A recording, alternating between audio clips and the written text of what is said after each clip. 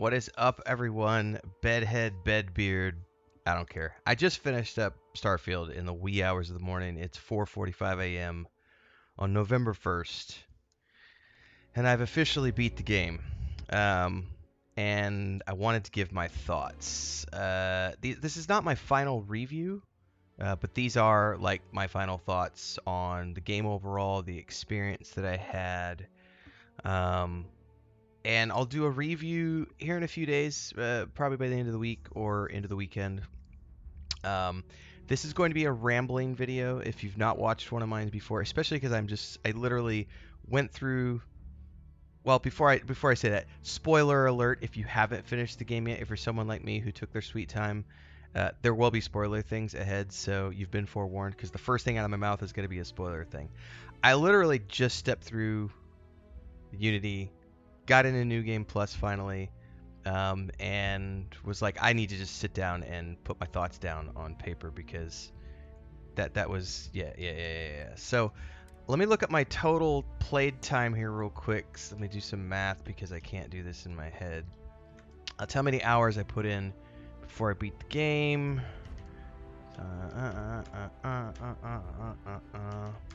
275 hours is what I've got in total. So, I would say 85% of that was me just running around doing mission boards and things, surveying planets, exploring the universe. I did eventually do a ton of activities. Well, I should say, hang on. Mission boards, activities, those were the primary things that I did. I did eventually do faction quests. I did I think the first one I did was I got caught by SysDef, and so I had to do this Crimson Fleet thing while being a spy for SysDef. And then I did the Freestar Rangers, and then I did the Ryusen Industries before I finally just sunk my teeth into Constellation and just took it all the way to the end. I could have gotten more hours out of this game easily. I did enjoy the game. It's a good game. It's not a great game. And that's a distinction which I'll be talking about in my final review. There's a lot of stuff I like about this game, but there's also a lot of stuff that I think the longer you play the game, the more cracks start to appear. Not that Bethesda does a bad job. That's not what I'm saying. I am not an anti-Bethesda person. However, I have seen a lot of people talk about how Bethesda didn't innovate, Bethesda didn't do this, Bethesda didn't do that. Well, they don't really need to when they have this built-in audience that's going to generate them X amount of sales.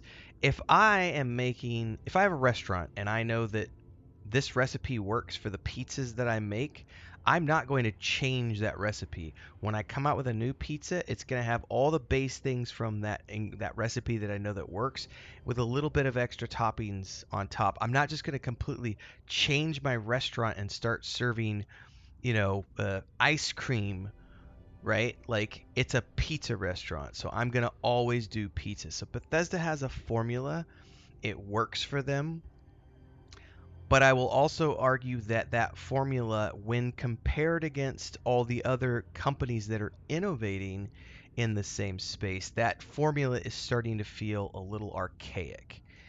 And I think nowhere is this more evident than the clunky companion system, the clunky companion dialogue, the way that the companions are constantly getting in your way and they don't stealth properly and the follow doesn't work properly and they say things at the wrong time. They're constantly nagging at you about how they have things to give you, and when you're walking around and NPCs are constantly like personally addressing you like, I don't know you, like get off me, bitch. Like, I'm just walking through the streets and you're trying to tell me all of your family's life story.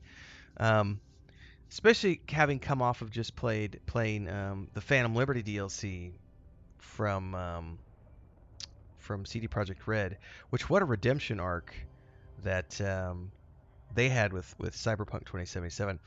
The point I want to make is that Starfield is a good game. I had a lot of fun. It's not a great game. Doesn't matter. I don't mind the formula.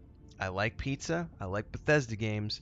But when I start to see, back in the day, Bethesda only had a little bit of competition. Now Bethesda has a lot of competition. And with the competition comes innovation. And other companies are innovating in ways that I find personally are a lot more interesting in than what Bethesda has done with Starfield. That doesn't mean it's not a good game. It has a lot of stuff I really liked. I love the space exploration.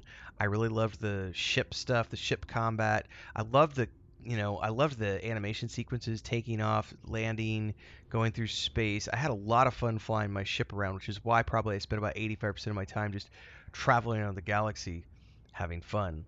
Um, the faction storylines were okay. The main storyline was interesting. It didn't go where I thought it was going to go, and I'm really glad I took my own advice when I did that video about don't rush to NG, New Game Plus. I'm glad I didn't. I can understand what New Game Plus is all about. I'm really interested to see what the upcoming DLC, because I did pre-order the premium edition so I get access to that when it comes out. I'm interested to see how that ties into the overall story. I was somewhat disappointed that we didn't get the revelation of who created anything.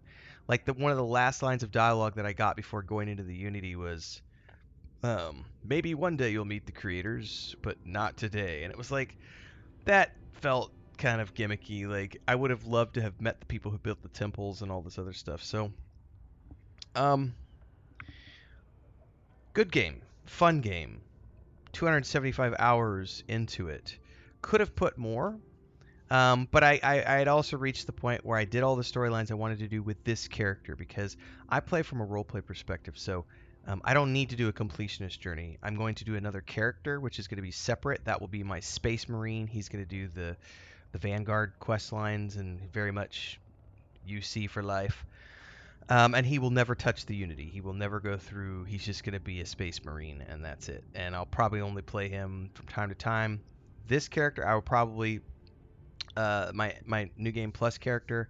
I will probably now start to think about doing outposts, which is something I completely ignored during my initial playthrough of the game. I didn't do any shipbuilding either.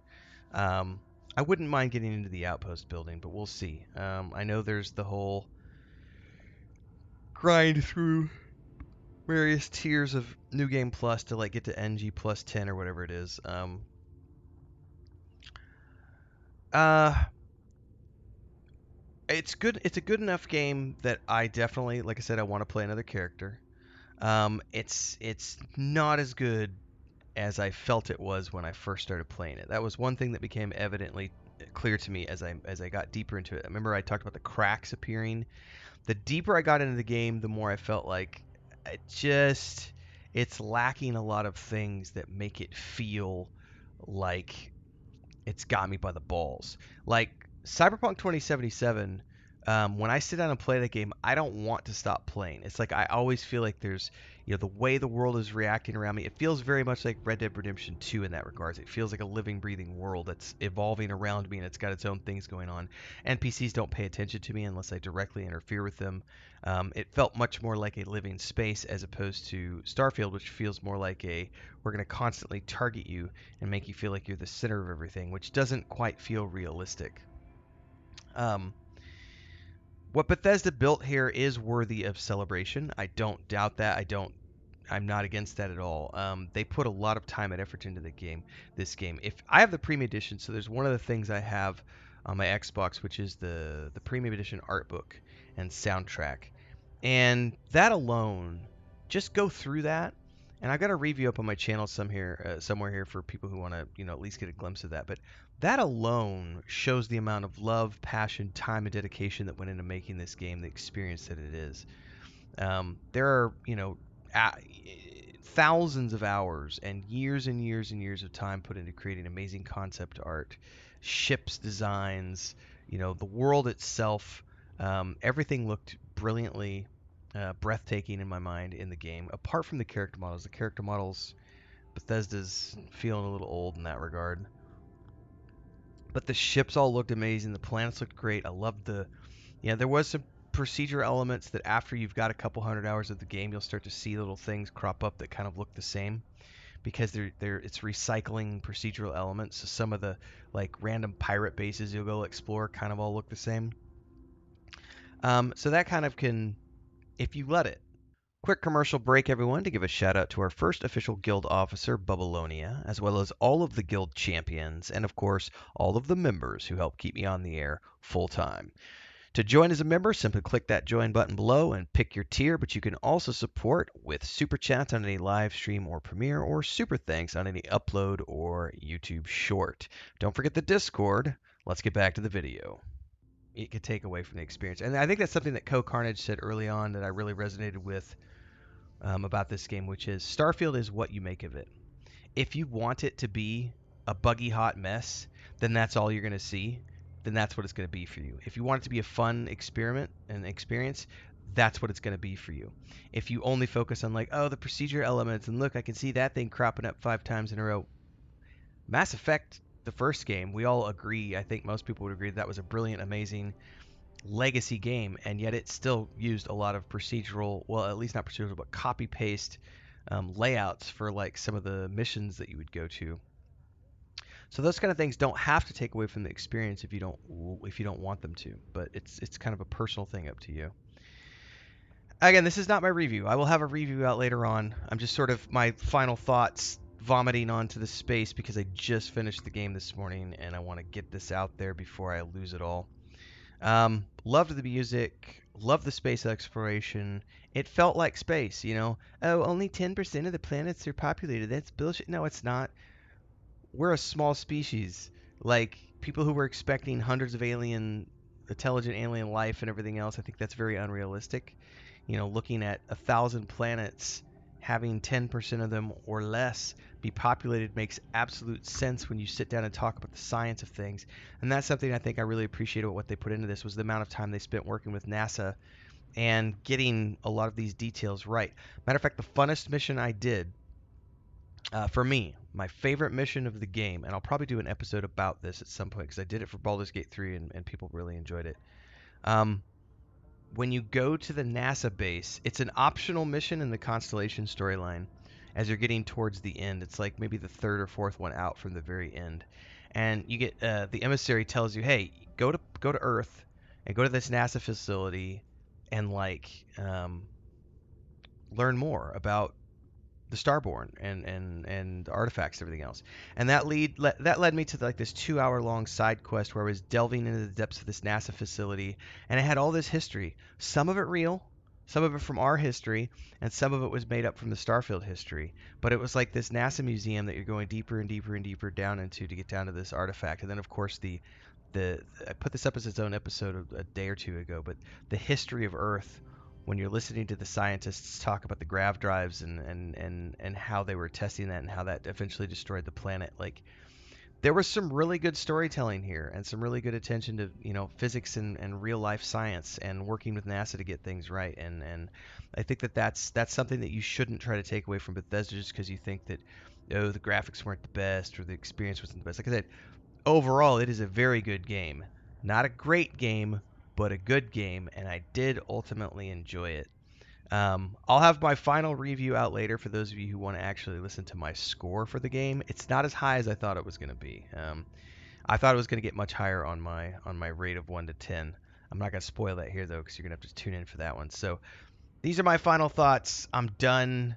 I'm going to let this sit for a little bit. We're doing my Sorcerer playthrough in Baldur's Gate 3 a little bit. I'm trying out Wasteland 3, excuse me.